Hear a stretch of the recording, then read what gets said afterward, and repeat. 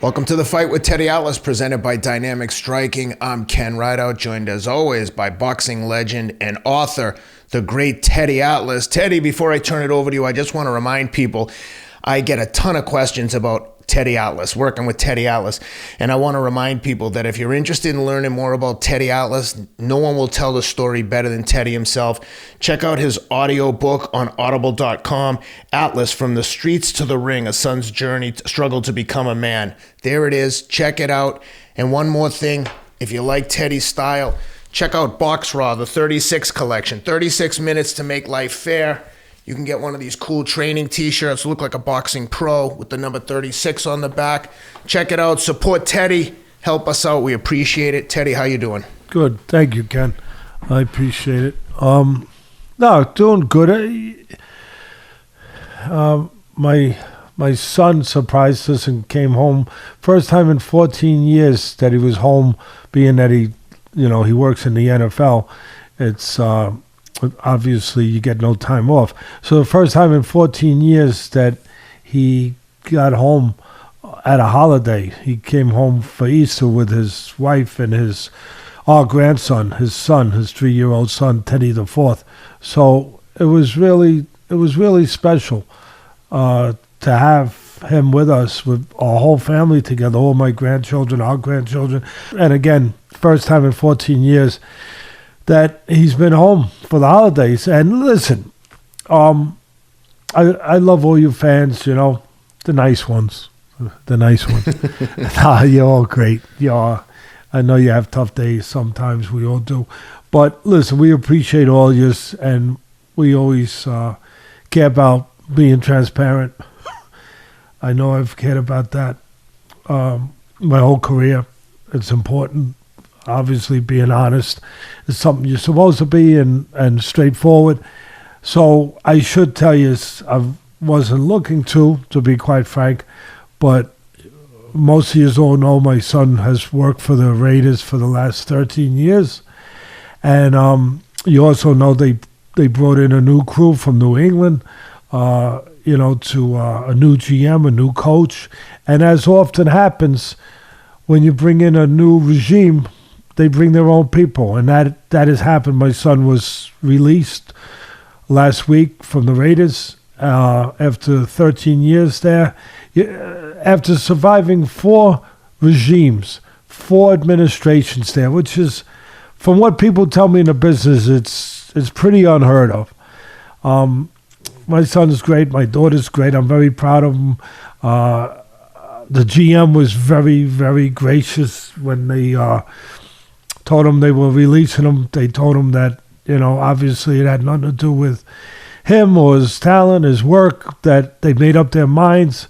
They're bringing their own people in, and that they would give him the greatest recommendation you could give somebody, that if another team called, which obviously is the way of the NFL, you last for so long and then you move on to the next team, and you hope that you last there. But there's a reason they call the NFL not for long. But again, they said that they would give him a greatest recommendation you could get, referral. That was the word I was looking for. And there are other teams that are now talking to him. I can also tell you that, it's part of the journey. It's part of the journey. We understand that. We always understood it. Again, he was a rarity. He stayed there for 13 years with all those changes. But the time has come. It's meant to be. And I can't tell you nice enough things about the owner, Mark Davis, the way he treated my son the whole time, and at this moment too, how good he was to him, and how good he's been to him the whole time. Mark Davis's father, the legend, the legend Al Davis, would be proud of him. Proud that he got a team and a stadium in Las Vegas, an incredible stadium, and proud of the way he treats people.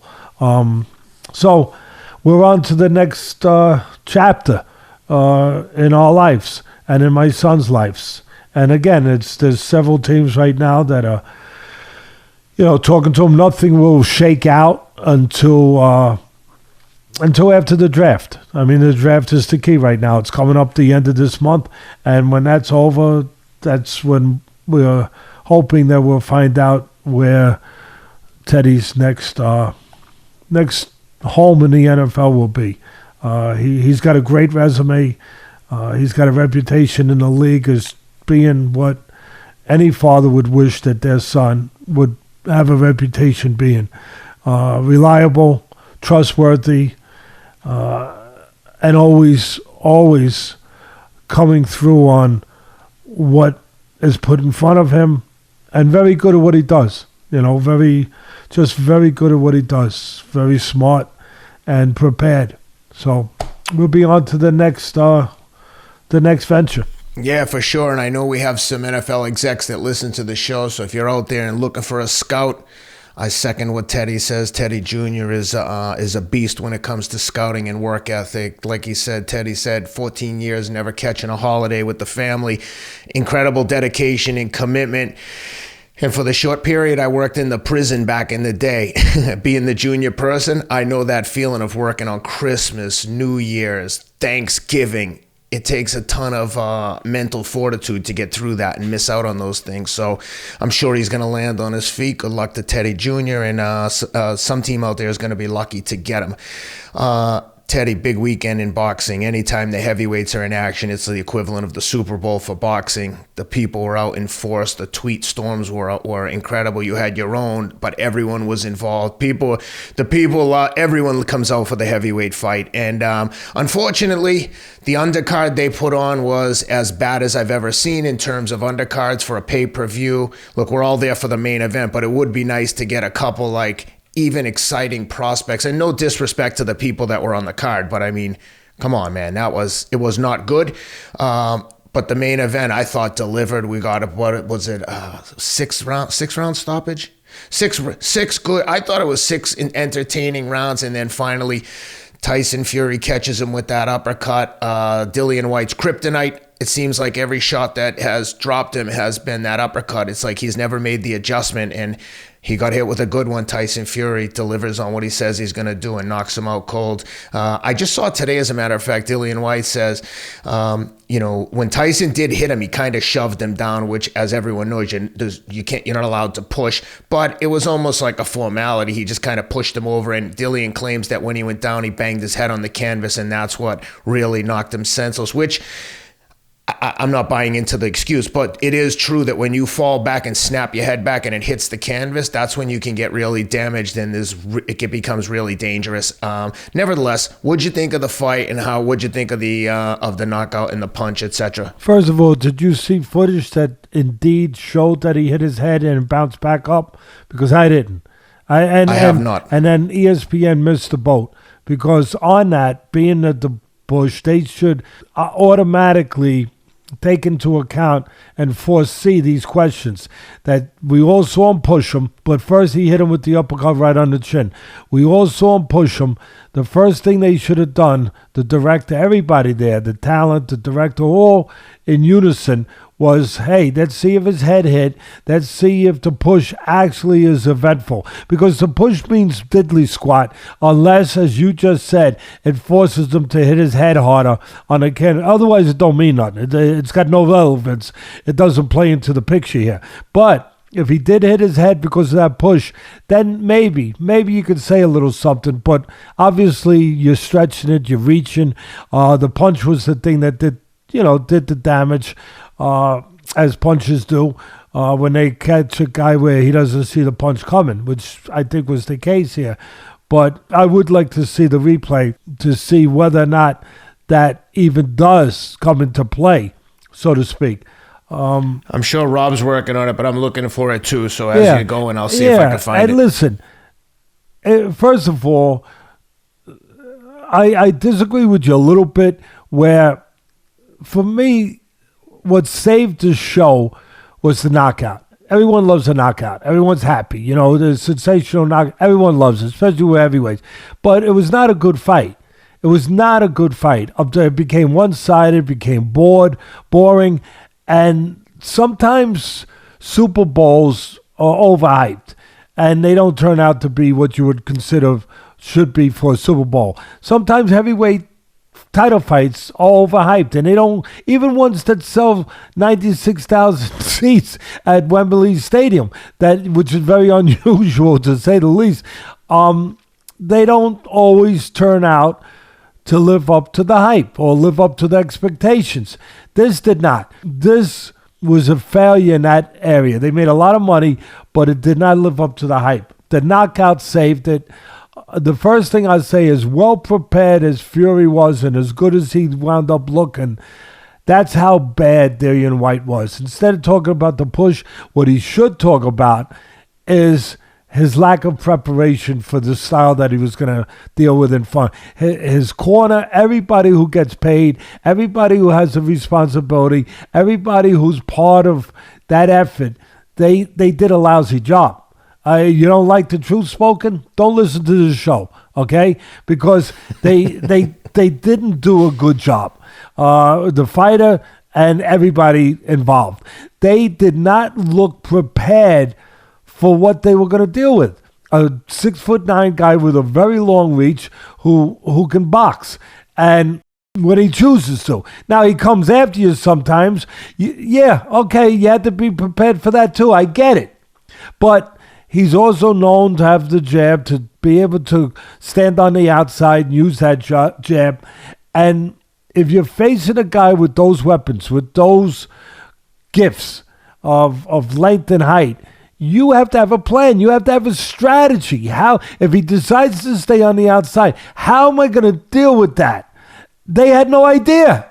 No damn idea of how to deal with it, except once in a while launch one of these air movers. Normally I would call it a haymaker, but it was an air mover. That's all it did. It moved the air around. Maybe it was getting a little bit, lack of circulation at Wembley Stadium. So they helped the air circulation at Wembley Stadium, Ken. They threw these... By the way, I've just watched the video clip the Top Rank put out about 6 times at different angles, and I don't see his head even remotely hit the canvas when he goes down. So there it is. That's why I brought that up right away. If you're going to... Nah, you're on it. Yeah, if you're going to make a big deal about something, let's make sure it's a big deal.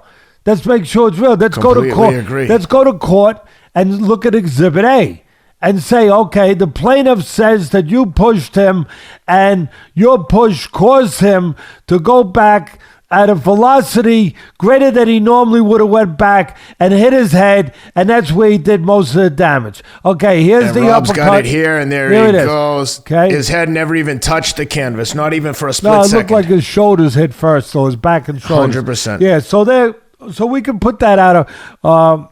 we'll call ourselves Judge Ted and Judge Ken. Definitely not Judge Judy. Okay, throw that out. That's a frivolous claim.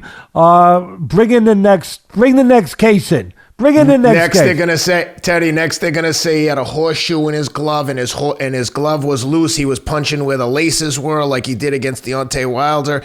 The excuses are just insane. Well, he got caught and knocked out clean. That's why we're here. We're here to resolve those things. We're here, to put testament to what really happened, and the best we can, and we just did. So any of you fans out there that were, listening to that claim, hopefully we've addressed it properly now and we've put that to rest so we can move on from there.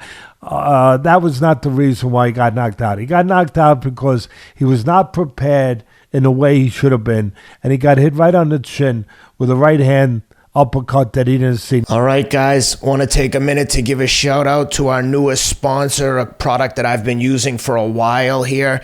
It's called Feel Free. It's a kava-based herbal tonic, basically an herbal supplement that can be calming and energizing all in one. I was introduced to this product by the great Trey Hardy, 2-time decathlon world champ and Olympic silver medalist. If you don't know, the decathlon world champion is widely considered the best athlete in the world. Decathlon consists of 10 different track events, from sprinting to high jumping, shot putting, etc. When Trey told me he was using this stuff in training, I don't know how old Trey is, probably in his 30s, but he looks like an 18-year-old freak of nature. He told me he was using it, so I said, let me give this stuff a try. It's advertised as like a calming tonic, but also, like I said, provides energy. I took this before the Nashville Half Marathon and ran a 90-second PR. I had run, my best time was like 1:12. I ran a 1:10 and change right after taking this, like 2 minutes before I got on the start line. So I love it. I think it gives me energy. I take it like if I need to pick me up. A lot of people will claim it creates a euphoric experience. I can see why they would say that. Like, you have to trust me when I tell you this stuff makes me feel good. Why? I have no idea, but I love it. Rob and I reached out to them, tried to get them involved with us. They wanted to sponsor the show, so I'm psyched to have them involved. You know, they have a, it's called Feel Free. They were like, feel free and blah, blah, blah. They add your own tagline. But for me, feel free to treat your health and fitness like your life depends on it, because it does. Take care of yourself like it's important, because it is. Please believe me when I say that. For our listeners, when you check out, use the promo code ATLAS, ATLAS, and you will get 40% off your purchase. It's an unbelievable offer. It really is. It's the best offer out there. Feel free. Go to botanictonics.com, BOTANIC Tonics, TONICS.com, and use the promo code ATLAS at checkout, 40% off your purchase. Check them out. Let me know what you think. I'm dying to hear the feedback on this. I love it. I take it almost daily, but on an as-needed basis. So check it out. Let me know what you think, and thanks for supporting the show. Getting back to what I was saying, you're going to fight a guy with those kind of assets, physical assets. You have to have a strategy. Now, Fury had a strategy, and I got to tell you, he has 2 dimensions. Now he's got 3. He's 3-dimensional, and I don't think people realize he brought a new dimension in. He always showed he can motor scoot around the ring like he did in the first water fight, and keep you off balance, and play defense, and be the most mobile heavyweight there is right now. Copying a little bit from the pages, of a poor man's Muhammad Ali, if you will, because nobody was Muhammad Ali. So I'm not knocking him. I'm just saying poor man's, to make it clear that I'm separating him and Ali in the way that, the way they should be separated. So that was one of his dimensions. The other dimension he showed that he adapted in the second Wilder fight was he could go get you. He could walk in, use his 270 or so pound frame, and go crush you. This time, what he did was what I thought he should always be doing. He grabbed the canvas, Ken. It was a combination of boxing, like the scootering, the purpose of scooting around the ring to be elusive, to be hard to hit, and the coming forward, where you're using your power, you're using your size. He put them both. He condensed them both. Again, this is what I would have done with him from the beginning. By setting his feet in the canvas and using his reach to control range, to dictate range. You stay there, I stay here.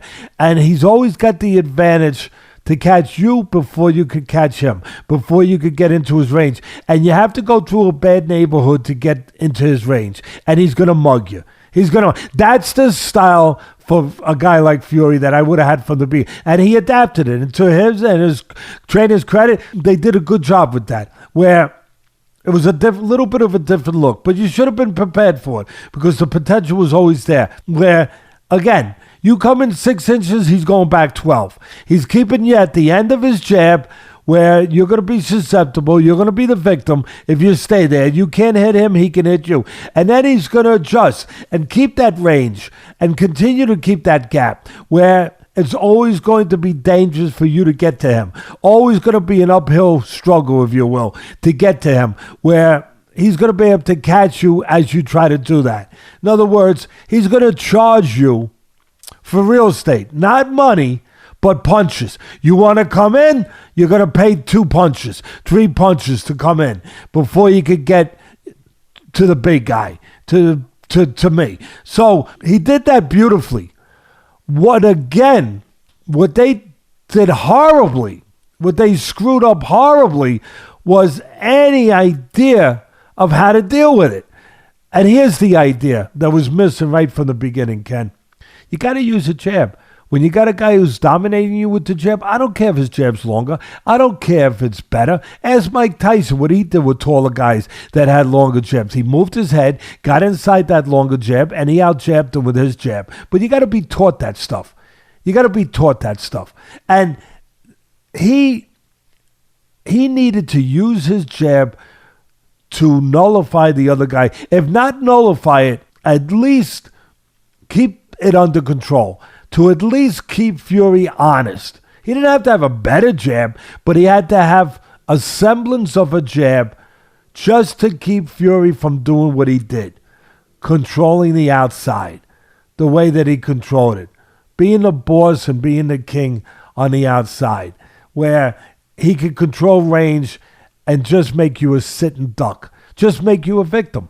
He needed to have a jab coming at Fury. Forget about the power punches. He had to have a jab to keep Fury stable on the outside, worrying about something to respect, something to kind of, as I used to say on ESPN, put bugs on the windshield, blur your vision a little bit so you don't have such a clear road of being able to see what you want to see, where you have a jab coming at you to keep you busy, to keep you from just having your way. He didn't do that.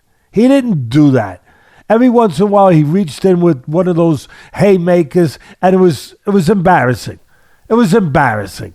He's lucky he didn't get caught when he did that, because he should have got caught right there. And then when the fight started, the first thing I thought, if I'm commentating, was, wow, both these guys are pushing their jabs. They're not getting the most out of their jab. The bigger guy, the shorter guy, neither one are getting them. They're both using it as rangefinders. They're just pushing it out. Whoever decides to extend the jab first, to get full extension on the jab, as you should, he's going to be the man. He's going to be the boss. He's going to be the one who leads the way. He's going to be the lighthouse that brings the ships in. And the ships are going to be the right hands behind it. Whoever does that first. And the guy who did it first, the next round, I think it was the next round or the round after, Fury. He started getting a full extension, and it was basically over. It was basically... Now, I know he came out and he played a little bit. It made me a little bit... It was a little, reminding of Hagler and Sugar Ray Leonard, when Hagler, one of the greatest southpaws and middleweights of all time, came out in an orthodox stance to throw Leonard off a little bit the first couple rounds. He came out orthodox. Well, it was the opposite of that, but the same idea, where Fury, who's an orthodox fighter, comes out southpaw for the first round. Now, the only reason I could think he did that, he's a showman anyway, and he's a clever guy, and he's always thinking, was to make Whyte think about anything but what he should be thinking about. Really, that's simple. To make him maybe even think too much. Like, whoa, wait a minute. I got to be on the lookout for something here. I gotta be aware here of something's amiss. He's got something up his sleeve. And then the next round, he goes to what he was always going to do. Jabbing the guy's freaking head off with his left hand. So now he goes to what he was always going to do, jab. And meanwhile, Dillian Whyte, maybe he's still thinking, what's he going to be up to? What's he up to? He's up to jabbing your head off all night long until he hits you with a right hand. That's what he's up to. What'd you think of in the fourth round when they got over in the corner, in Tyson Fury's corner, and they were like should have giving been the elbows reprimanded. to punch? The corner should have been reprimanded for throwing water, and that was wrong. I mean, listen. Can you imagine that they didn't? I know, but they don't even take a point when the corner throws water on Dillian Whyte. Like, what the hell? That was so out of line, so unprofessional. Looked like it was Tyson Fury's brother. Let me talk about what could have happened, what didn't happen, but could have. First of all, you're 100% right. It was wrong. The corner should have been reprimanded. But could you imagine if that water went in his eyes and blinded him which is very possible, and it blinded him for a second, and at that moment he got hit with a punch and got dropped and got knocked out. What do you do then? Disqualify the other guy. You have to disqualify Fury. If Fury's the guy who landed, the water goes in the eyes of Dillian Whyte from his corner, you got to disqualify. So, luckily that didn't happen and changed the whole course of the night. Luckily that didn't. But at the very least, they could have done it again the next round because they weren't reprimanded. They should have been reprimanded immediately by the referee who did not do that. The other thing that, since you brought me to this, Ken, the other thing, the crowd was, it was a little scary. It could have been dangerous. All those people in the corner, that could get dangerous. I mean, that's what I want to ask you. It looked like Fury had like 10 people in his corner. And I mean, I know from working with you at the Vosnik fight, we had like 3-4 people maximum. But it was like, and the commission you were like very specific about it. Yeah, the commission ain't having it. There was 96,000 people. I'm going to say it again. That's a lot of people. You ever have 96,000 people in your house? I know it's big enough to hold them, but... Huh? I don't even like having 9 people in my house. I know it's big enough to hold them, but 96,000 people, Ken, that could become a dangerous situation very fast. God forbid. Like soccer stadiums, when you get that many people and you hear the tragedy that happens sometimes when things get out of control. There were too many people around ringside there, and that could have got out of control. That could have. Thank God it didn't.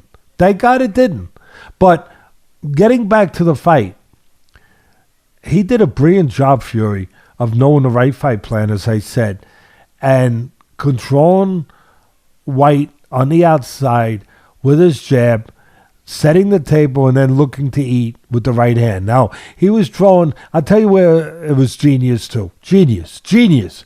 I knock people when they should be knocked. I give them all the credit when they get it, or should get it. What a genius thinking, strategy, move, everything. He's setting his eye level with the jab. He's making him stand tall. He made Dillian Whyte standing tall with the jab. And he's mesmerizing him with the jab. He's not destroying him with it, but he's keeping his attention and he's focusing his eyes to that level. He's got Dillian Whyte's eyes right at that level, up at that height. And then what does he do for the first time the whole night? He throws an uppercut from the other level, from below. It was like that movie. It was like the Ben Askren movie, Live by Night, where they came... Ben Affleck. Ben Askren is no, Ben Affleck. The wrestler. I'm sorry. Well, right. Askren started acting, I think, recently. I'm not sure. He might be in a movie. I'm not sure. I'm only kidding. Ben Askren, of course, is the great UFC fighter, champion, MMA, and great wrestler, and just one of the great MMA fighters and wrestlers and personality that we've had, and just a really decent person, a good person. Very much so. But so Ben Affleck is in this movie Live by Night, and in it he's having a war with these other mobsters. He's a mobster, and they come in and they think they're gonna kill Ben Affleck and all his people. And they're coming in, and they figure they take over the hotel where they are, the other mobsters, and they figure they got Affleck at a disadvantage. And then all of a sudden, the mobster with Affleck hears some shooting, and he says, "Where's that coming from?" And Affleck looks at him and laughs and says, "You thought we were coming from above in the front door. Meanwhile, we came from below. And we're killing your men. That's your men being killed right now because we came from below. Because there were tunnels there from years ago, and we used the tunnels." And that was the strategy of Fury. He gets him up high, looking at the jab, getting his eyes fixated on that level, and then he comes from below, and it's the first uppercut all night, Ken. The first uppercut. How'd you like the speed? How'd you like that hand speed? No, very good. But here's the key. he had the discipline. Forget about hand speed. He had the discipline to wait all night to the right moment. You know, you hear about it in life all the time, the right moment. Have the discipline and then be ready at the right moment. He had the discipline all night. He sets him up with the jab, up high, up high, up high, up high. Why would he think anything else? And here in the 6th round, after all that time went by, he chooses to come from below, where his eyes were not able to adjust to the punch coming from down there. And he never saw it. And that's why it was so impactful. People want to make him the greatest puncher now of all time, besides making him the greatest fighter. Slow down, everybody. Slow down just a minute. Just a minute. I understand where you get a little over-exuberant. I get it. But slow down for a minute. He hit him with a hell of a nice punch. It was a well-chosen, well-placed punch at the right time. And he hit him right on the chin. And he never saw it. But the beauty of that punch was what I just described, was that he waited all night to use it. And he spent all night setting it up by getting his eyes fixated on a level where the punch was never going to come from. It was going to come from a whole different place, from the tunnels, from underneath. And terrific job. You know, and then I got to say one other thing. I try to touch on everything. We touched on the corner, the water. We just touched on him complaining that, you know, the push made his head hit the, you know, canvas, which we just dealt with. And we just put that to sleep, that theory that's what lost the fight for him. We put that to rest. But the one thing that I also have to mention, and I'm not saying that it was a variable in a fight or an X factor in a fight, but that elaborate ring walk. And it was well orchestrated. It was well produced. It's definitely a good promotional tool, especially when you got that kind of, crowd that is obviously a crowd that is on your side. That if it was an enemy crowd, they might not like it too much. But when you have the right crowd and you put on that kind of ring entrance, it people like it. The music, every part of it, as I said, the promotion of it. But what about the guy waiting in the ring? That is not good. It is not good to have a fighter sitting in the ring as long. And now, look, this is not an excuse why he lost the fight, but it wasn't helpful to have Whyte sitting in that ring, Ken, as long. I don't know if it was 15, 20 minutes, whatever, but to sit in there and wait for that whole production. I mean, it looked like a musical. You know what I mean? It was. It's one of the advantages extended to the champion coming out second. We've talked about this before, but for people who don't know, they make the challenger come in first, and then the champion can drag his feet. The other guy's standing in there getting cold. If you remember when I saved Andy Ruiz and basically helped him win the heavyweight title by telling him to stay warm, Andy, stay warm. How could we forget that? They should have told Dillian, keep moving. I hope buddy. Andy's still sending those checks to you, because without you, he never would have got that big one. So I hope he sends me the Snickers bar, courtesy of his sponsor, Snickers bars. I think they had the deal with them. But I think they reneged. I think the surplus on them ran out. I think they got eaten. I think they unfortunately got all eaten in a rematch. But I always felt that there should be a limit put on that. We have rules in every other sport. Come on. 100%. There should be a limit. I don't know what it is, 5 minutes, 6 minutes, 7 minutes. But once you saw even 8 minutes, whatever. But once you start getting into those kind of minutes that this took, you're punishing that fighter in a way he shouldn't be punished. You're hurting him. 100%. You're handicapping him in a way that's not fair. Where I agree. Now he gets cold, and it's not only the physical component to it; it's the mental component. Completely agree. Because while you're waiting there, the most important part about this is the mental side. 75% of fighting is mental, whether it's in an octagon or whether it's in a squared circle. And the most dangerous element of the waiting is your imagination can run amok. You have to control your imagination. Well, making a guy wait 20 minutes is like a playground for your freaking imagination. You're allowing it to run wild, to go on the swings, to go on the freaking monkey bars, to go on the slides. I mean, you're allowing it to go anywhere it wants to go.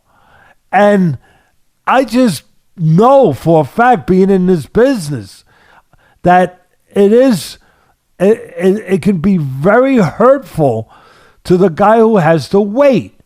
And it's one thing to wait, but it's another to wait that length of time. So that was not helpful. Again, is that the reason why, he got destroyed and he looked the way he looked all night long, he being obviously Dillian Whyte? No, it's not. All I'm saying, it wasn't a good way to start a very difficult night that was in front of him. It wasn't a way to start, It'd be like going out to your prom night, and you're running out to see your date, and you're running out to the limo, and then you fall in a puddle of mud. That's not a good start to your prom night. It's not. It's not. There's a lot of better ones. There's a lot of better ones. For the rest of the night, you're going to be inhibited. She's probably not going to see the best of your personality. Definitely not. Definitely not. Probably not. Probably not. So look, at the end of the day, as bad as Whyte looked, that's how good Fury looked. He did a masterclass in every way. I wanted to make sure that I gave him the dues that he deserves by breaking it down the way I just broke it down, to give him his just due. But can you calm down a little bit? And I know you could take it with me with the fans and beyond, but can you just calm down a little bit when commentators are saying, now look, I know they're beholden to the guy who's giving them a paycheck and allowing them to keep their job, the network and the promoter. I understand that. Even though and you know what happens when you don't kowtow to the promoter of record. Yeah, you're doing a podcast with Ken Rideout.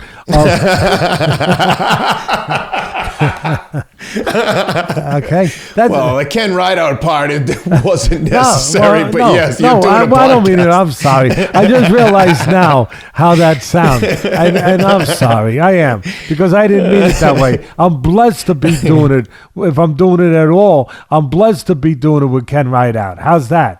Yeah. That's great. And I'm glad I'm glad they did something so unethical, is they gave me a chance to partner up with you, because if they weren't so afraid of the truth, you and I probably never would have met. No. And I'd be over here watching fights and hoping someone would listen. I'm making it sound, I'm sorry about that part. I'm making it sound like the old days when you got in trouble as a cop and your next post was going to be in Siberia, right? I mean, that was the joke. Yeah. Okay, you're going to be walking a post in Siberia next week, okay? I'm not walking a post in Siberia by being with Ken Rideout. I am blessed. I am blessed to have a guy that I care about and that cares about what I care about with the show and with the fans, and can share this with me and be able to enjoy together an ability to meet with you people every week and bring you boxing, UFC news, and also just talk to you about life, and laugh every once in a while. I have said this. I didn't know I was going to go to this direction, of course, but I tell you, I won't train a fighter anymore unless I like him. I won't. A lot of people look at me and say, but Teddy, there's a lot of money involved. Yeah, Yeah. And guys, for the record, I can vouch for this. I know some of the fighters for a fact that have reached out with big money offers, and I can tell you right now, Teddy does not take a gig that he doesn't like the person for any amount of money. I can't stress that enough. It's not money. Money is not the motivating factor. Otherwise, he'd be selling the same line of bullshit as everyone on TV, just blowing smoke about whatever promoters, fighters are on TV. And because he wouldn't, like he said, that's why him and I are working together. Because the truth isn't appreciated by some parties. I appreciate that, Ken, but it is the truth. If I don't like the person, I'm not going to camp with them for 2 months, and I'm not giving up, being away from my family to do that, even at this age. I'm not. I'm not, and I'm not going to be with somebody that I have to force myself to be with just so I can earn a check. I'm not going to do that. I've been blessed by God. I've been blessed by this business where I've been able to take care of my family and still be able to do it my way when it comes to those things. I'm not about to change that now. And I'll say the same thing about this. I would not be doing this podcast if I didn't like you. I wouldn't. I do it by myself. I do whatever or find somebody else. But if I didn't like the person that I'm talking to, and feel that he was a decent person, I wouldn't be doing this. So I appreciate you, brother. And I love doing this. It's the most fun job I've ever had in my life. It's a dream come true, and I know that there's a lot of boxing aficionados out there that would love to be in this position, and believe me, it's not lost on me. I think about it every day. My wife will say to me on a regular basis, "Can you believe you're doing a podcast about boxing with Teddy Atlas?" And every time she says it, I'm like, it's effing crazy. I know. I love it.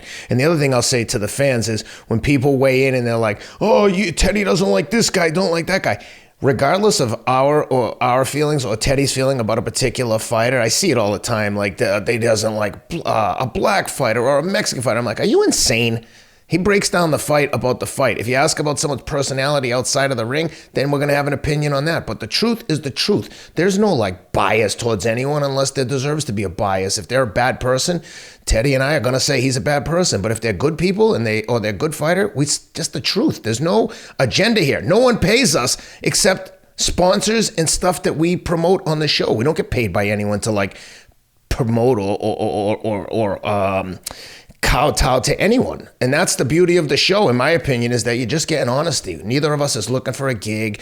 Sometimes I hear people, oh, they're blowing smoke up Dana's ass. We're not looking for a job at the UFC. Would it be great for Teddy to do something in the UFC? Sure, but not at the cost of integrity, not at the cost of sounding like we're blowing smoke, like please hire me. Neither of us needs a job. We do this because we like it and we love the fans, and 99.9% of the fans have been awesome and supportive, and that's why we engage with them and try to give back whatever we can whenever we can. So anyway, I just wanted to get that I in there. appreciate it. The thing I was saying and the point I was getting at was that I understand where, and then we sidetracked a little bit, but I understand where the commentators, the people that, again, they are beholden to the promoter who's in partnership with the network to keep their job.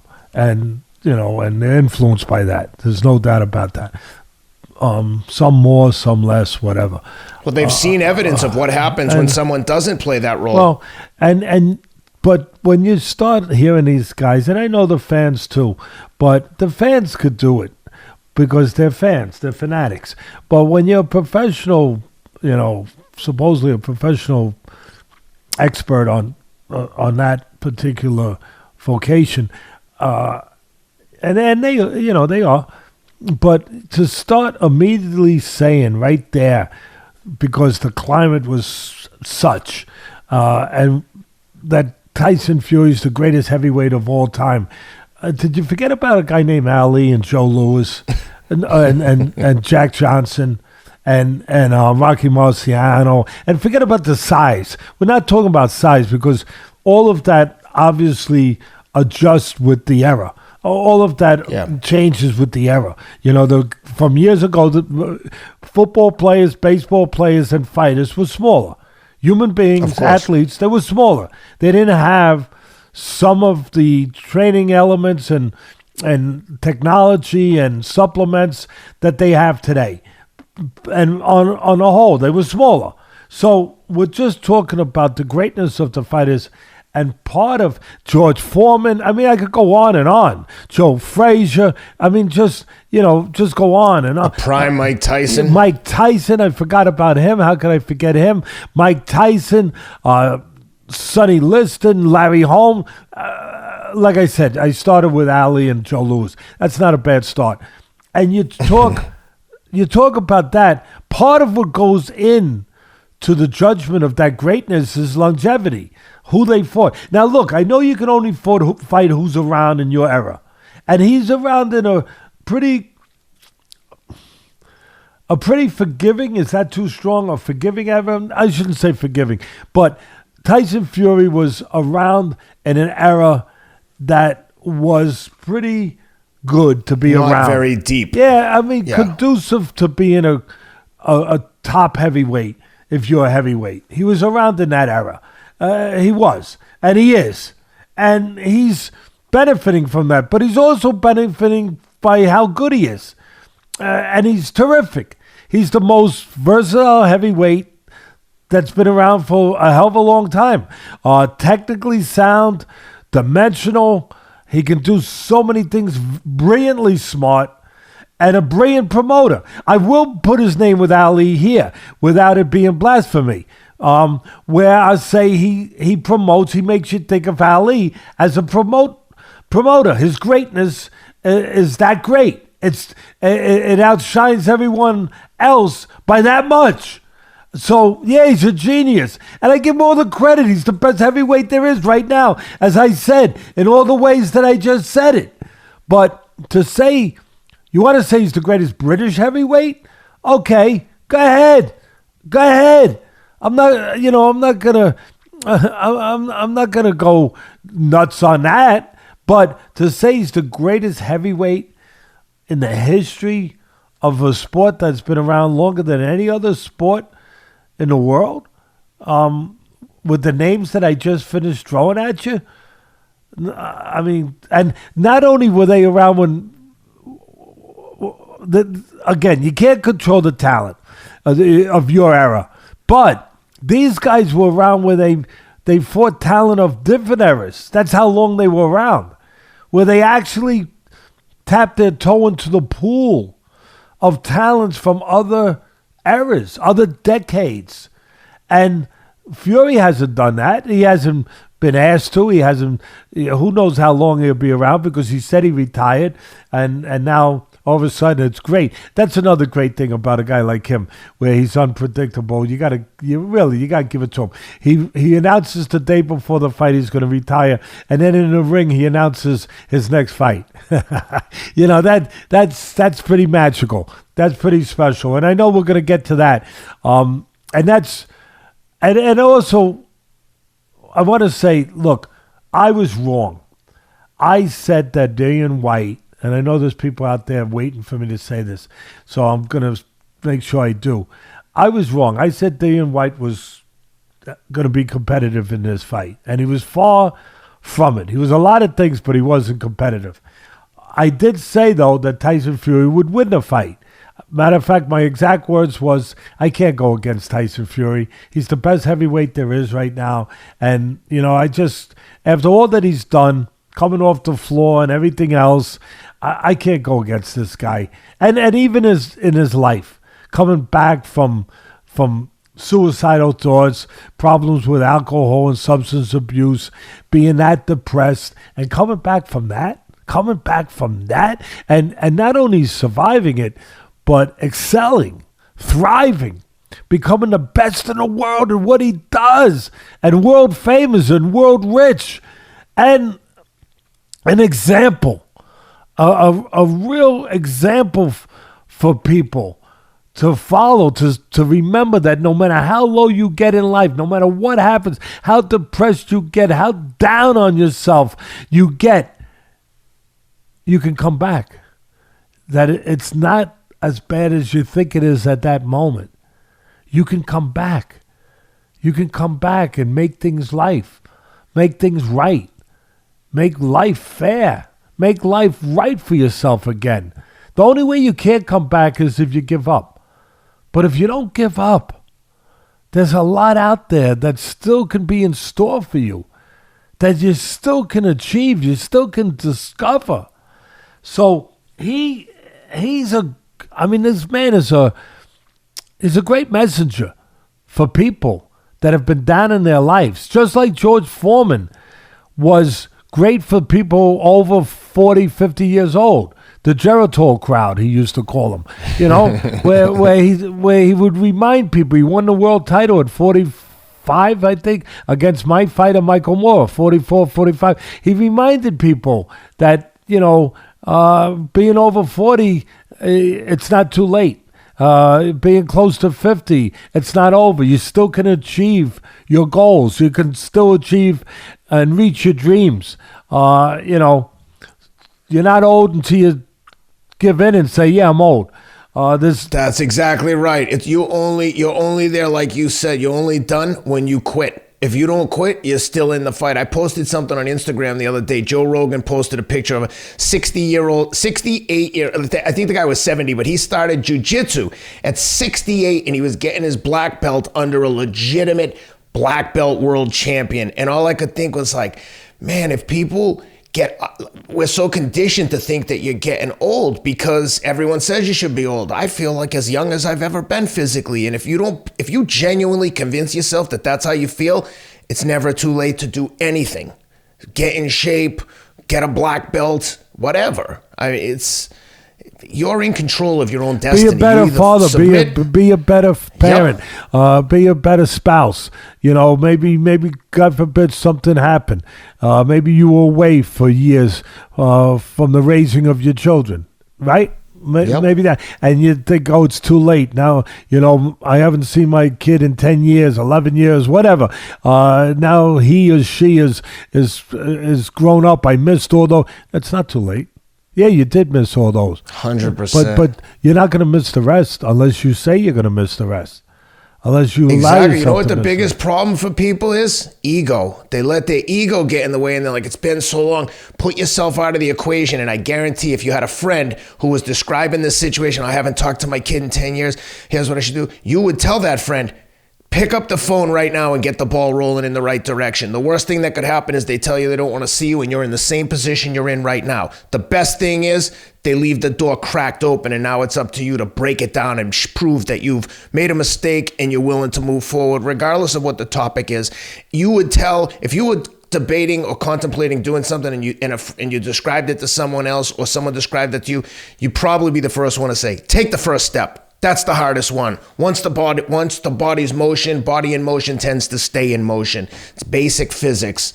So yeah, to your point, like, don't waste any time. Today is a fresh day. Start today, whatever it is. Ken, the other things that I want to finish up with the analysis of this fight is that when I talk about Dillian Whyte, and I was critical, and I was, for a reason, not to just wake up on the side of the bed that says I'm going to be critical of Dillian Whyte today. No, I have to deliver what I believe is the truth of what that performance was connected to. Lack of preparation was one of them. And we, in the fight plan, we did the fight plan. We got a really, really good reaction to it. A lot of people watched it. And again, I picked the right guy to win, but I said it was going to be competitive. It wasn't. But what I was right on the money with was the opportunities. Opportunities that if you're ready for them, it could be something that could be the difference in a fight. Dillian Whyte wasn't ready for them.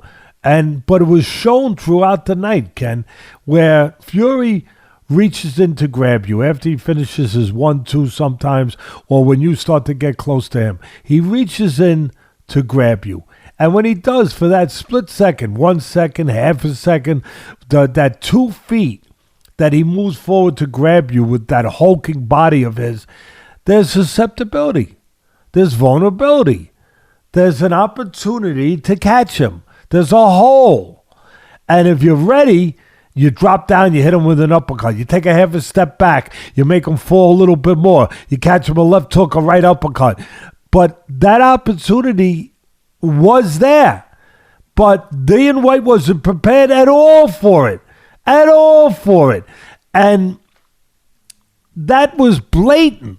Again, if he followed that in the fight plan, that was one opportunity he could have caught the guy. One. The other was when we talked about when Whyte sometimes, when Fury sometimes will go straight back. You have to follow him with the jab, 2 jabs, and then throw the right hand. Again, the jab.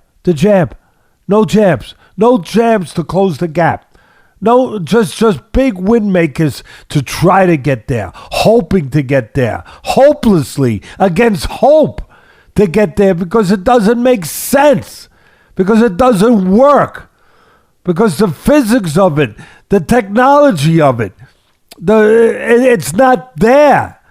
To throw a punch from left field and land it on a guy that tall, that fleet-footed, that nimble, that smart, that elusive. I mean, do you get lucky sometimes? But do you want to go into a heavyweight title fight at Wembley Stadium with 96,000 people to get lucky? That's not how you're supposed to go in there. That's what it looked like. He was going in there for that, to get lucky. And the other thing is, I'm not going to take credit for this, obviously. The uppercut that landed on Whyte, it was perfectly set up. I described it. But we did talk about that Whyte was susceptible to uppercuts in the fight plan. It more on the inside, though. This was on the outside because he leans forward. Because when he looks to dodge something, avoid something that's coming towards his head, he's got a bad habit of leaning forward a little bit and getting hit with uppercuts. The other thing was we did say in the fight plan that Whyte was vulnerable to body punches because he raises his elbows too high. If you throw a jab at him or whatever you're throwing at the head, he will raise his arms up to protect himself and leave downstairs naked. Leave it vulnerable. Well, he got caught some good body shots also by Fury. And again, Fury showed, all the dimensions of a good fighter. Going to the body in spots, using the jab to set the table, eating with the right hand, defending when he had to defend, but mostly controlling range. Just a beautiful job all night long. A consistent job. Consistency is always a part of success. You know that, Ken, in your world, in any vocation. Be consistent. He consistently controlled that range and made it difficult for Whyte to get anywhere near him. And he discouraged him by controlling that range. He not only beat him physically, he beat him mentally and emotionally. He made him feel hopeless. He made him feel like he was a 5-1 underdog. He made him feel like I don't belong in here. And that's a great point about Fury. I think he frustrates. He's so big and can be like so sloppy when he leans on you. It's just infuriating as you're trying to get off. And this giant guy is putting all his weight on you. You can see how guys would just get frustrated and be like, in desperation, like he's operating under the rules, but you're like, come on, ref, he's holding me. But you're like, yeah, okay, that's part of the game. Like you can see where guys would just be like, come on, I can't do anything with this big guy. No, you don't cooperate with you. And the other thing we mentioned on this podcast, Ken, a few weeks ago, was that you knew, and this don't make me the amazing Kreskin, but you knew that Ngannou was going to fight him. You knew that was being made. You just knew you'd have to be really a little bit empty upstairs to not recognize that was going to be the end goal or one of the end goals. Even when he retired 2 days before the fight, he announced he was going to be his last fight. The first thing I thought was, you're going to retire, and then you're going to fight. It's not a boxing match, so you can stick to your word. I'm retired from boxing, but not from making money and not from fighting. I'm going to come back, and I'm going to fight a mega fight, a mega fight, where both guys could probably cash in paydays of south of $100 million each. That's not unthinkable. North. I'm sorry, North. Yeah. North was south of your house, but north of the rest of the world. because you're in a very special place up there. You're up there very high, where there's kind of hard to differentiate between east, west, south, and north. But yeah. People really believe this. Like I get know, messages from people like, "Let me see your Ferraris." Yeah. I'm like, we're joking. Yeah. You know that, right? Yeah, I mean, he doesn't have 4. He's got 2. What's the big deal? Okay, and they're all remote control. and they're all remote control, and his kids know how to control that very well. But Ken, to me, that was obvious. That was an easy one to predict. That has to happen because of the money involved, and it's going to take on another whole domain, another whole realm, because there's a reason why Marvel Comics continues to make Spider-Man, Thor, and Hulk, and Superman movies. Because it captures the imagination of the public. People want superheroes. They do. And you remember that in the first Rocky movie, I know there's been like 100 of them, but in the first Rocky, which was a hell of a movie, and the second one was too, but in that first Rocky movie, when Apollo Creed was getting ready to figure out who he was going to fight, and he was looking through the record books and trying to, on the bicentennial of our country, who am I going to fight? And then he finds it. He looks, he says, there it is.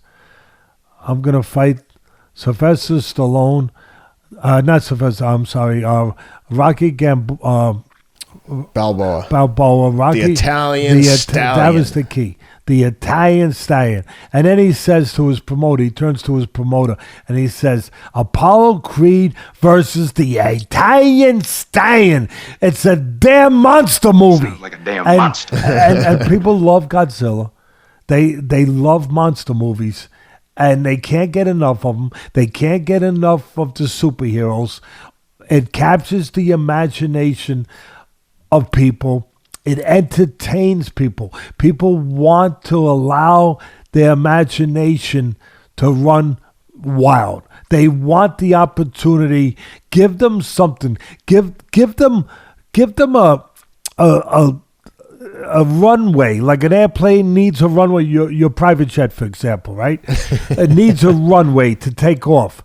Give them a runway, Ken, for their imagination to truly take off. That's what people want. And that's what great promoters lock into. They recognize that. Give them a runway. This is a runway for their imagination to take over.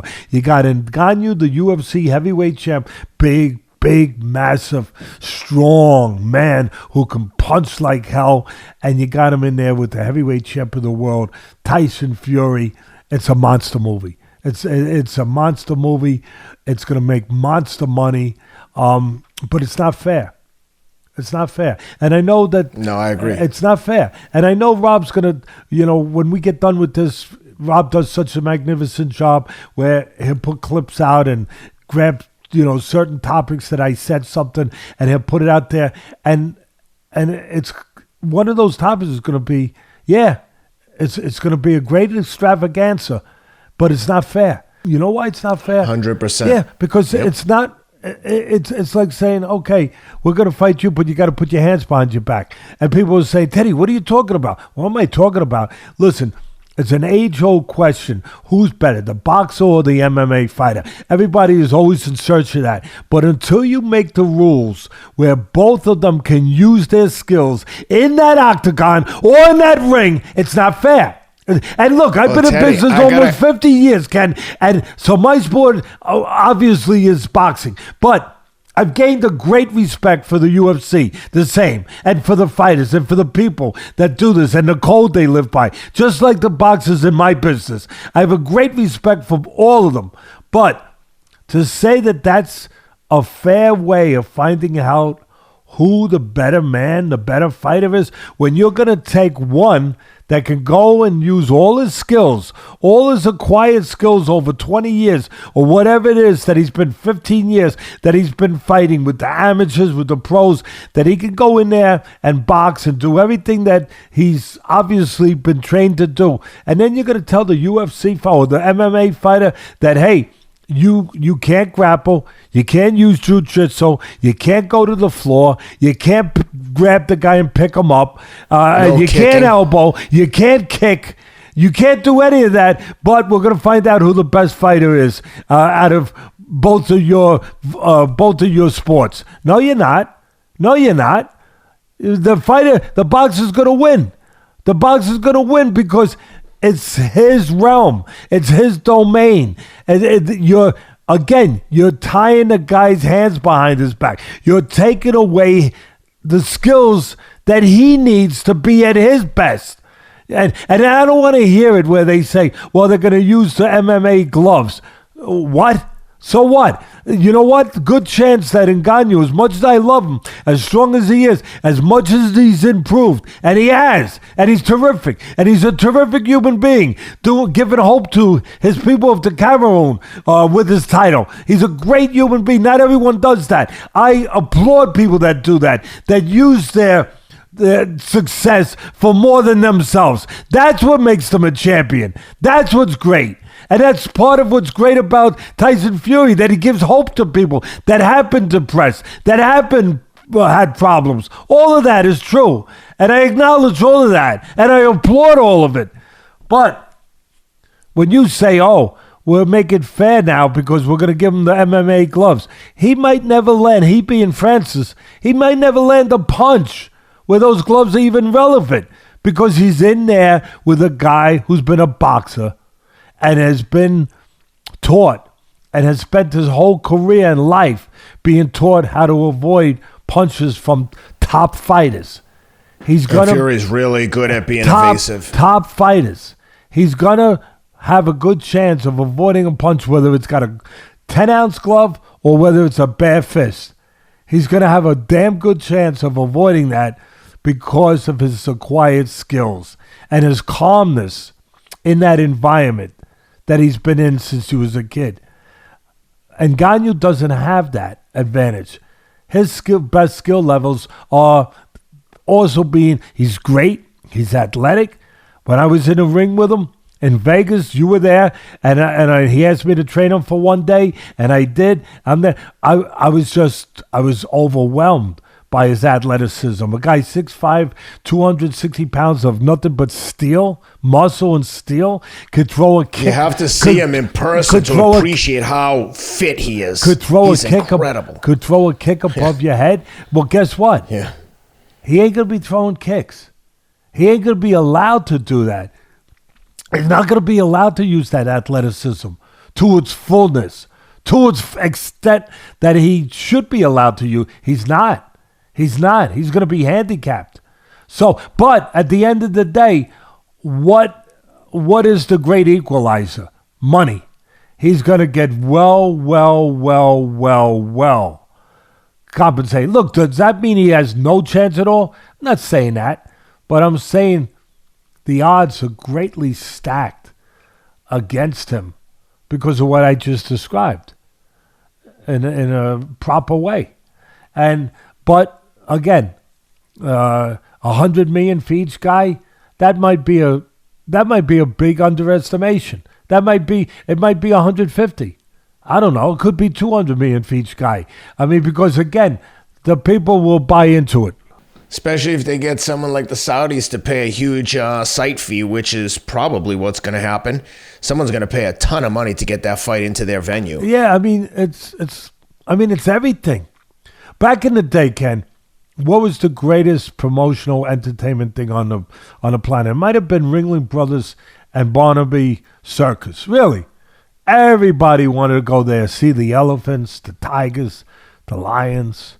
You know, the jumping through the ring of flames, and you know there might have been a two-headed something over there too. Somebody with two heads, right? I mean, just to see the magnificence of that kind of show, the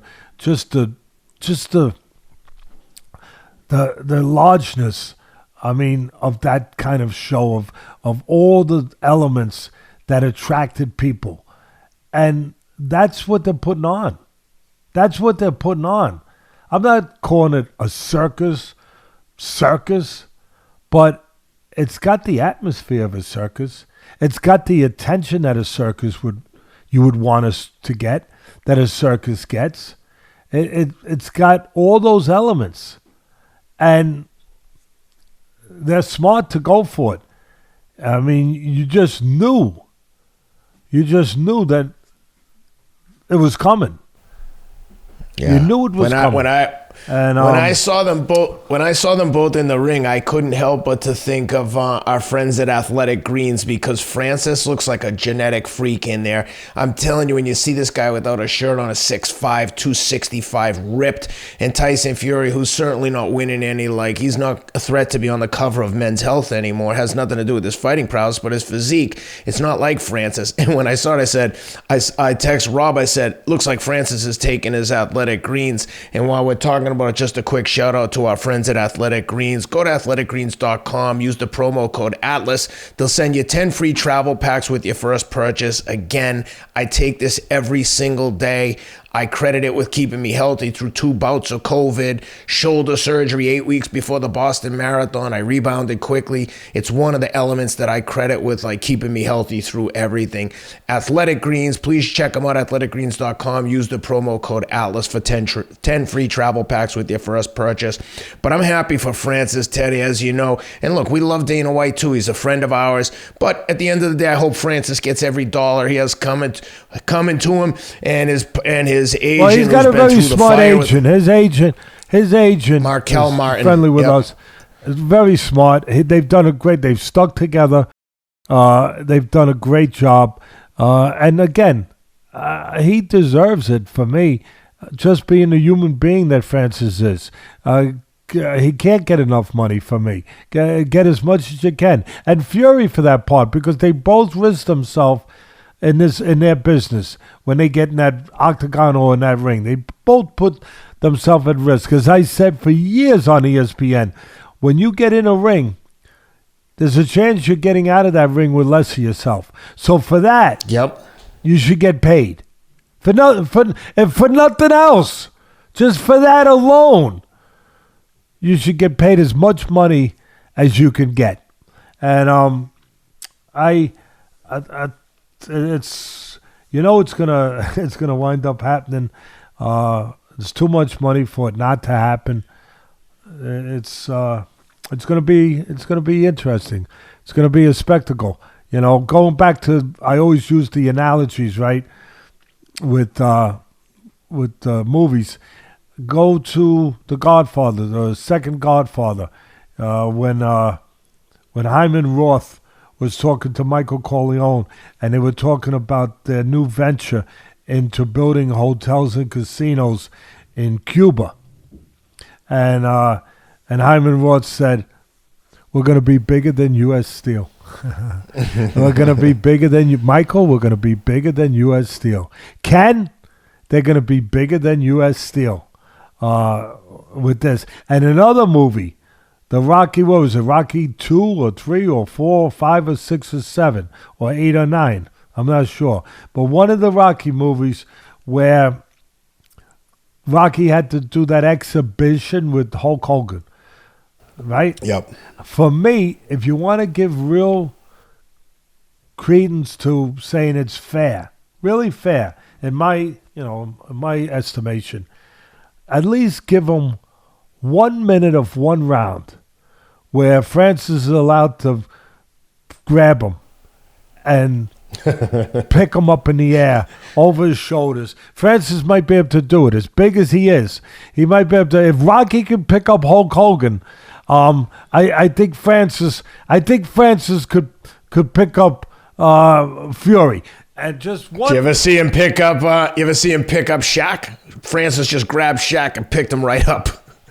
And Shaq's huge. Yeah, I mean, Shaq is even bigger than Tyson Fury. Yeah. So just give him 1 minute during a round where he's allowed to do that. I'll pay for that.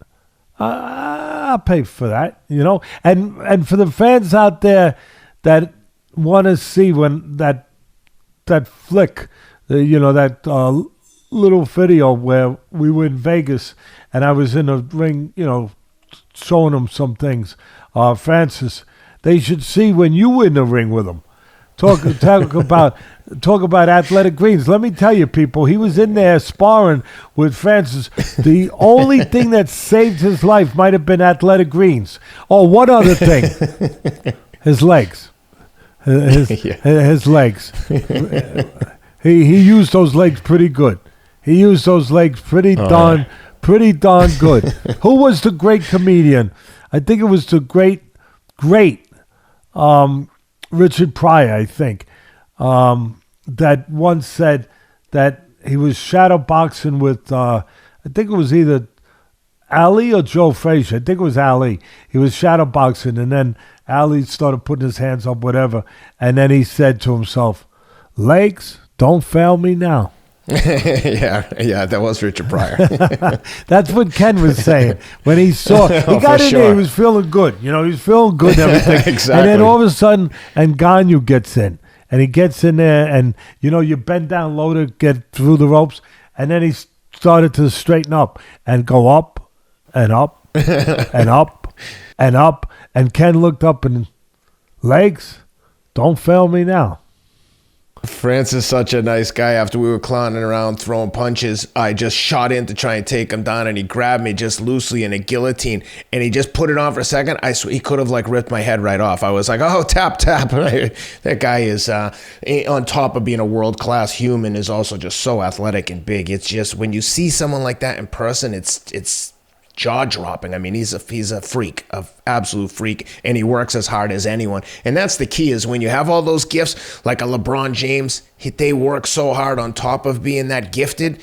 They just next level athletes. But yeah, I'm curious to see what happens with that one. I'm sure it's going to get made, and I'm sure they're going to make a ton of dough. I'm happy for Francis and Markel. Markel has taken his share of abuse from Dana over the years as a result of his involvement with CAA, who's, the UFC is owned by WME Endeavor, and they're not exactly best pals with CAA. It's a bit of a rivalry, the two biggest agencies. So having Francis being managed by one of the other agencies in Hollywood isn't necessarily the best course for good negotiations, but nevertheless, it's happening, and be curious to see how the whole thing plays out. You want to do some quick hits and cover these upcoming fights this weekend? We've got Katie Taylor, Amanda Serrano, we've got Shakur Stevenson and Oscar Valdez, two incredibly entertaining fights.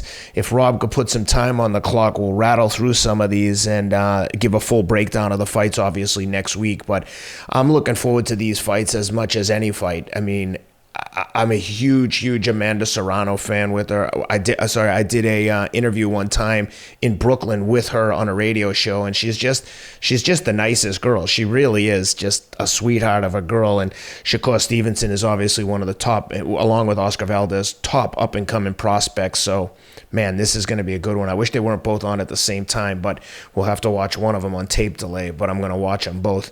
All right, so Teddy, for the quick hitters.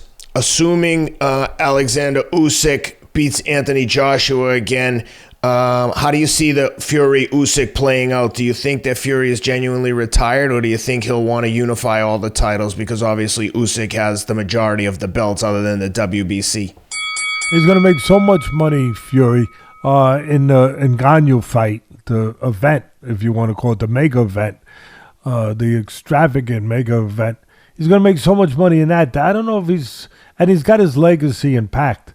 I don't know that he's going to really have anything more to prove inside the ring. I'd love to see him. If I could pick one, it wouldn't be Joshua. I think that he handles Joshua easier than Usyk. I know Usyk's not as big. I get it. But he's a winner. Olympic gold medalist, undefeated cruiserweight and heavyweight champion. He's a special guy. He knows how to win. And he knows how to box. He knows how to fight. He knows how to adapt. He knows how to find a way. He knows how to overcome, like those great Ukrainian people now trying to overcome this awful invasion from Russia. So I don't count out an Usyk. I'd like to see him in Fury. I really would. But I'm not so sure I'm not so sure that you will see that fight for the reasons I just said. He said he retired.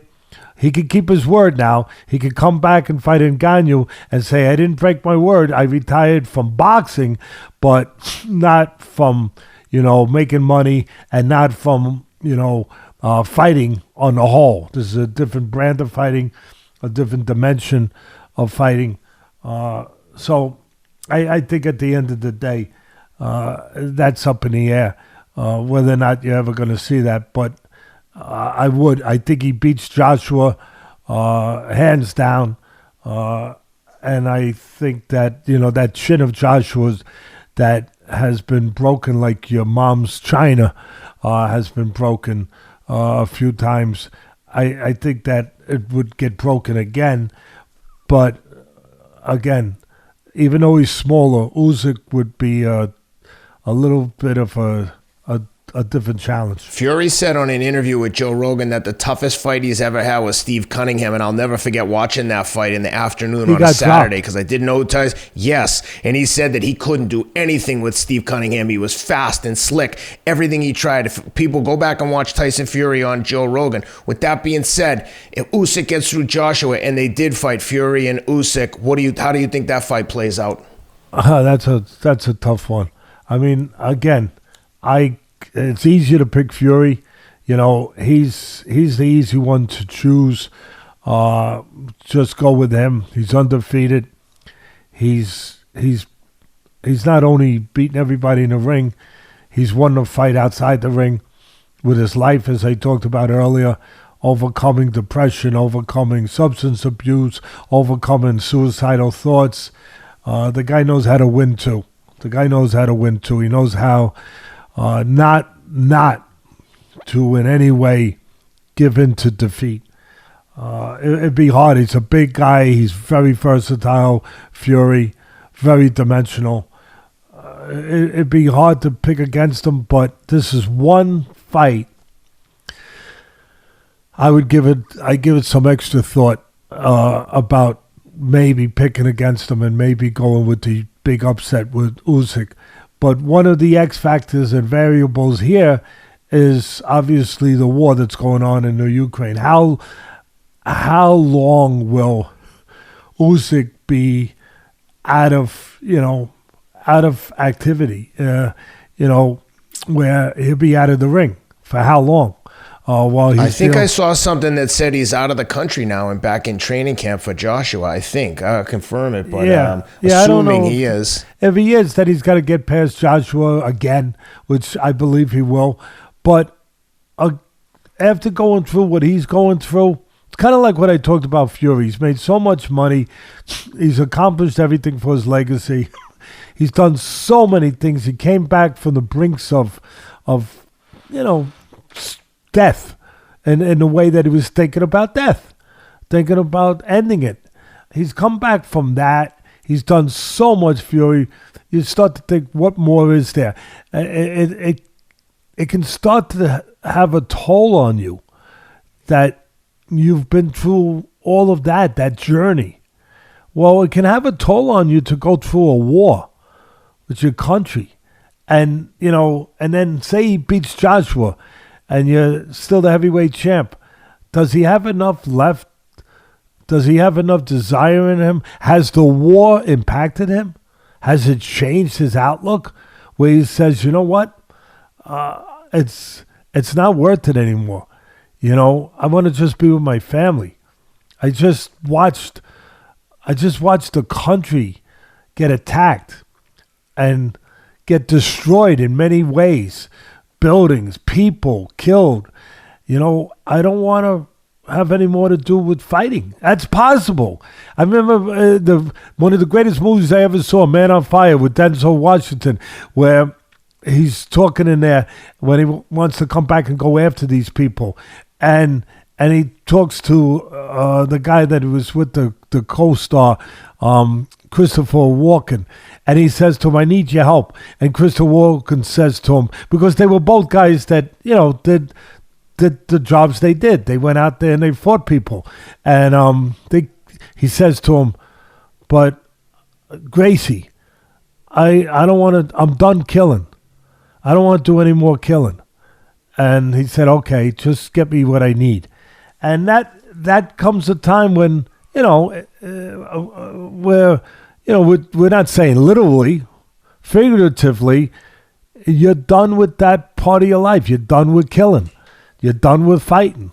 So I think those are things that bear thinking about when you start talking about the possibility of those fights. I would make the argument that, just to play devil's advocate, that Usyk could view it as, let me clean this all up in the name of Ukraine and give the Ukrainian people hope and something to rally the troops, But he could do that. He could do that with the Joshua fight, though. Of course, but there's that one belt still out there. Yeah, no, you're right. I mean, look, he can use that, and I think he would use that in the Joshua fight.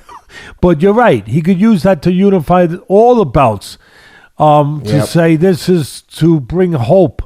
This is to symbolize the strength and the hope for the Ukrainian people moving forward. Yes. Yeah. Yes. The smaller man representing Ukraine against the big, powerful Fury representing, theoretically, the Russians. The little man can come in there. Size doesn't matter. I just think it would make for an excellent storyline. Who knows, like you said, when Usyk is going through some stuff that hopefully we'll never have to experience, the horrors of being, imagine your neighborhood, your country is being invaded by a superpower. It's terrible what's happening. But nevertheless, it'll be interesting to see what happens there. Last question on the heavyweight topic.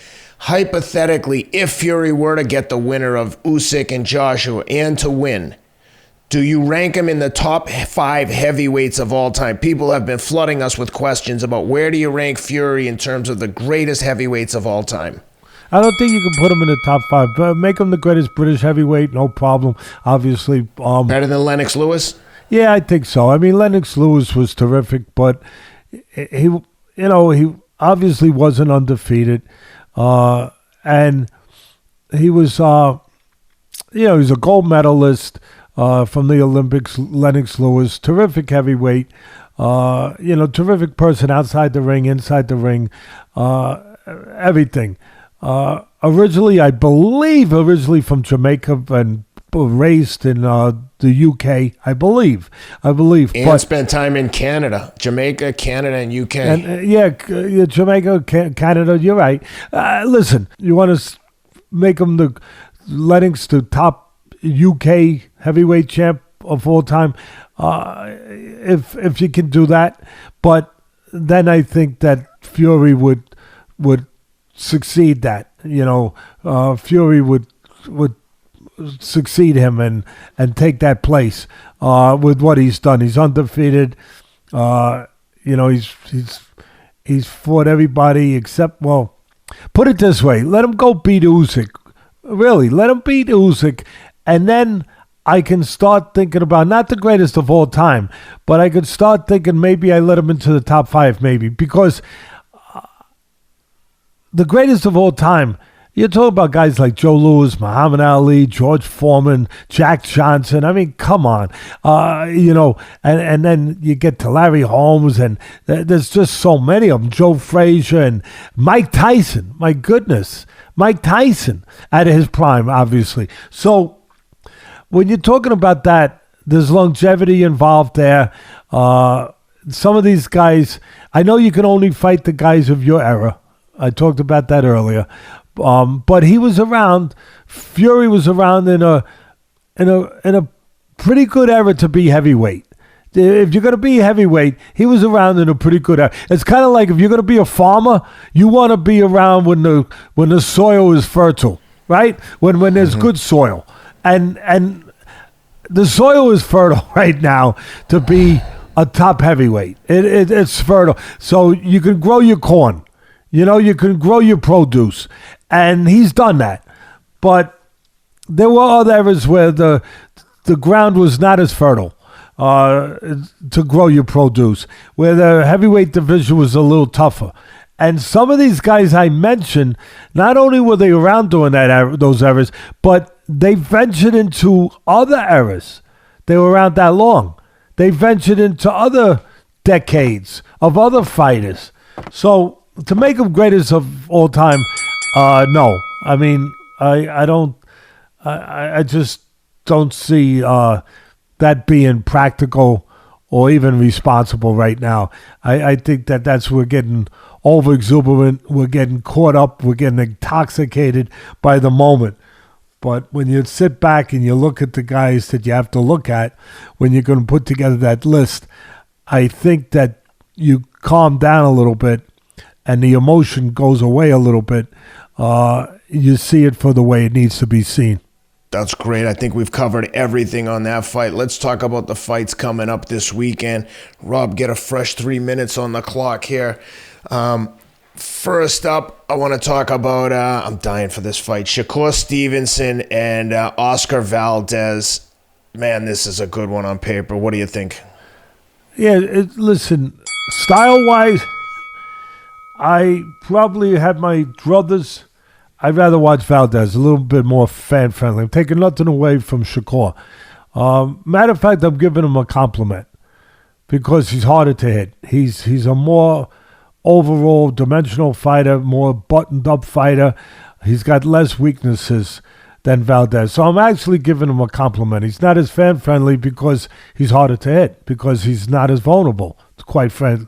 Part of being fan-friendly is that your vulnerability usually comes into that equation of being fan-friendly. And so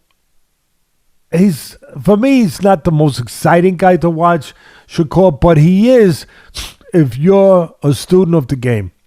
Kind of like if you're a real baseball fan, a student of the game, where you don't want to just walk into a ballpark and only see the ball go over the fence. You know, it's kind of like watching, again, a fan-friendly fighter. You want to see the knockouts. You want to see the pounding, the inside fight, the whatever, the grit, the grind. You want to see the battle, right? And not that you don't get that with Shakur, but usually it's one-sided. Usually he's the guy that is running the troops. He's the general. And usually you want to see both sides a little bit. You don't get that as much because of the skill level of Shakur, quite frankly. But as a baseball aficionado, you might want to go to the ballpark and see that great pitcher that could disarm these great hitters, that can switch the speeds of the pitch, move the ball around, hit different parts of the plate, you know, take that bat out of his hands. That's a great science. There's a great art to doing that. And Shakur is more along those lines of the great pitchers where he can do that.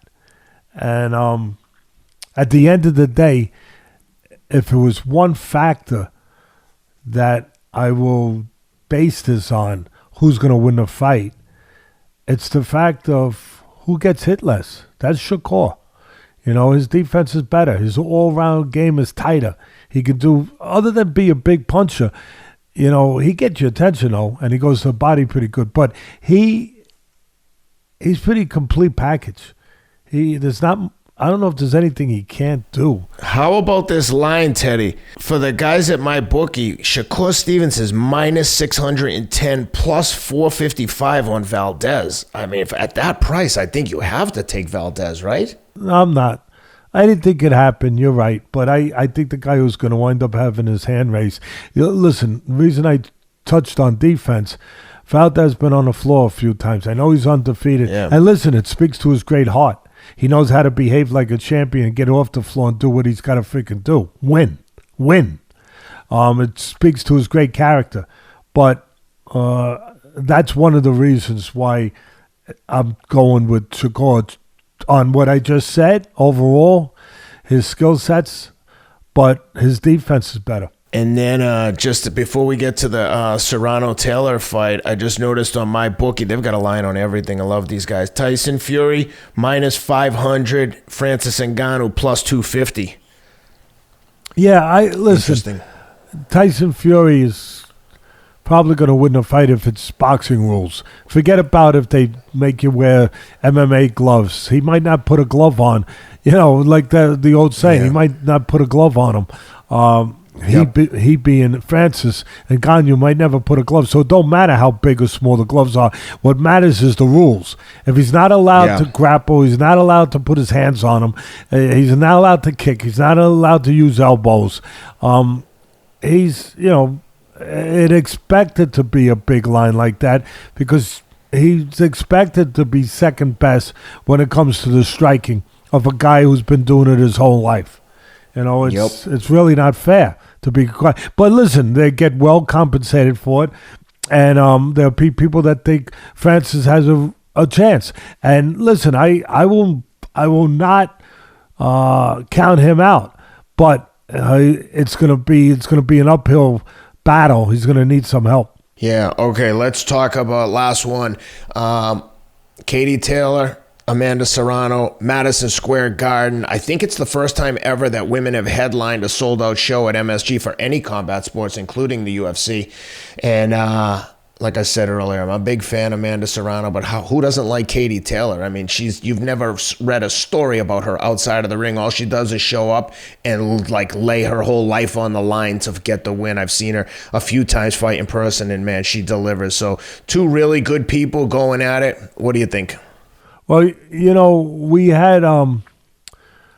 had Jake Paul on, who promotes, and people that didn't see the interview, they should go back in archives and they should watch the interview. I think Rob is liking me today. He's giving me some extra time on the clock there. I got my own stopwatch right here, so I'm right on him. But Jake Paul is promoting Serrano, doing a great job with that, and it's going to be a big payday. They deserve it. And I think that, and I had mentioned this to Jake Paul when we had him on, that Serrano gets the edge as far as eye candy. What do I mean by that? She's really exciting to watch. So, I mean, the way she looks, her physique, her dynamics. She's got a dynamic style, an explosive style, a really good offensive fighter. Really, really electric. Like I said, explosive. I think that's fair with the kind of talent that she has. And just the approach, the aggressive approach that she has.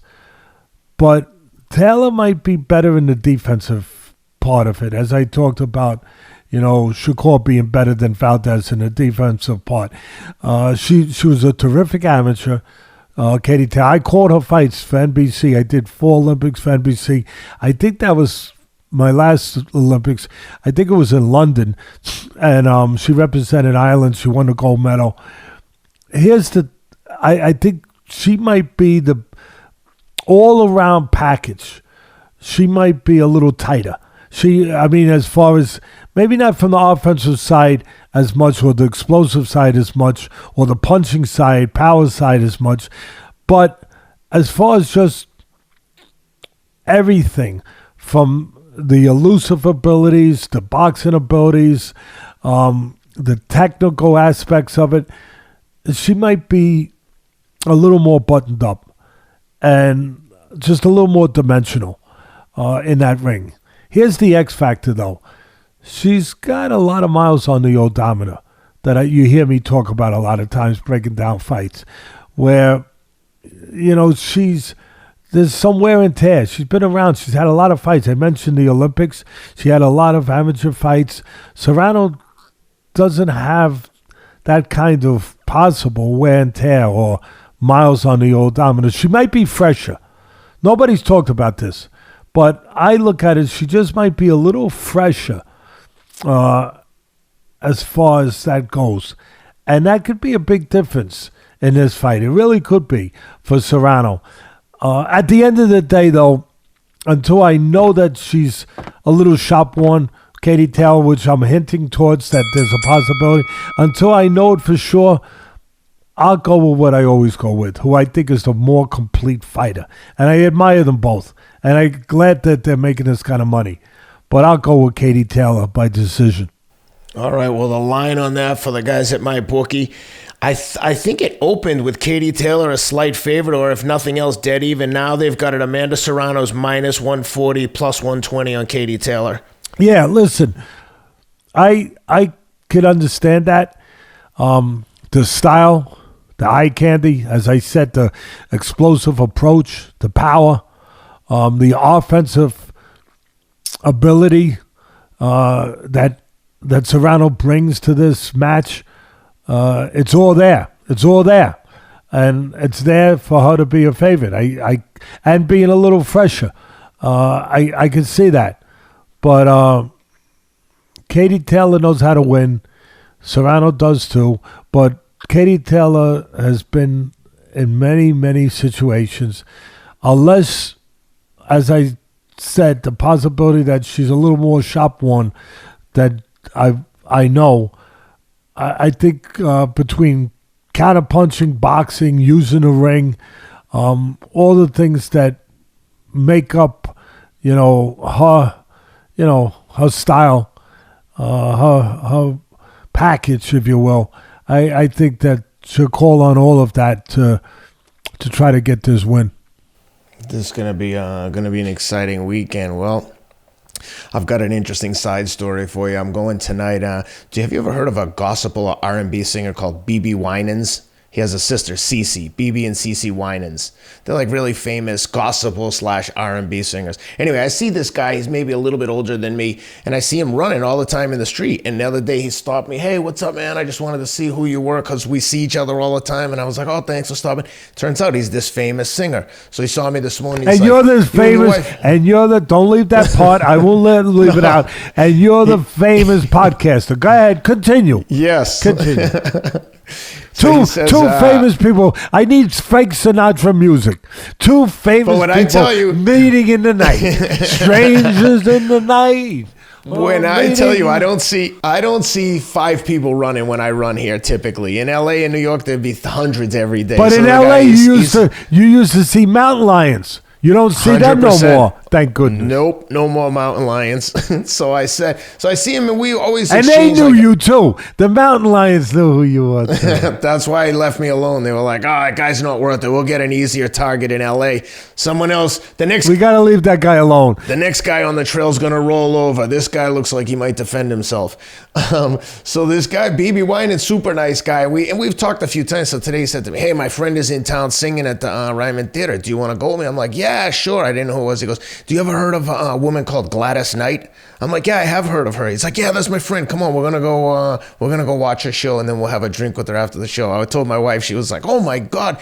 My wife laughed. She's like, "You're like Forrest Gump. How did you fall into this?" I'm like, "Yeah, I'm just friendly." So I tell you, I'm going to see Gladys Knight. Midnight train to Georgia. That Rolodex gets bigger and bigger and bigger and bigger and bigger. You're gonna have to hire someone to carry it. Yeah, really. I mean, either that or double up on athletic greens, because that's how. Definitely double up. That's how heavy this Rolodex. Well, listen, Teddy, thanks for doing this today. This one was a lot of fun, and again, I'm looking forward to this. Some good stuff coming up on the fight front. So we've got another big weekend coming up. So looking forward to being with all the fans next week, and we are working on getting the Count Michael Bisping on the show. I love Michael Bisping. His documentary is incredible. If you haven't seen it, check it out. And with that, guys, please like and subscribe with the show. It helps us a lot. Check out Athletic Greens, Teddy's Box Raw collection, 36 collection at boxraw.com. And of course, check out the Audible book at audible.com. And with that, we'll see you guys next week. Thanks for being with us.